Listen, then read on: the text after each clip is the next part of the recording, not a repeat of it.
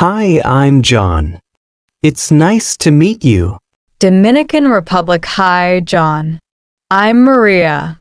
Nice to meet you too. So, Maria, what's the weather like in the Dominican Republic? Oh, it's usually warm and sunny most of the year. We have a tropical climate, so even in the winter, it's pretty hot. How about in the US? It depends on where you are.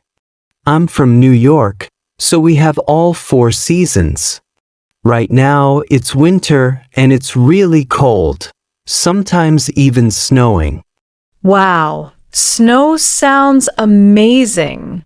I've never seen snow before. Really? It's beautiful, but it can also be very cold and slippery. You'd need a lot of warm clothes. I don't think I'd like the cold too much. I'm used to the heat. I can understand that. Does it rain a lot where you live? Yes, especially in the summer. We have a rainy season with heavy showers, but they don't last long. Do you have hurricanes in New York? Not often, but we've had a few. They're not as common as in the Caribbean.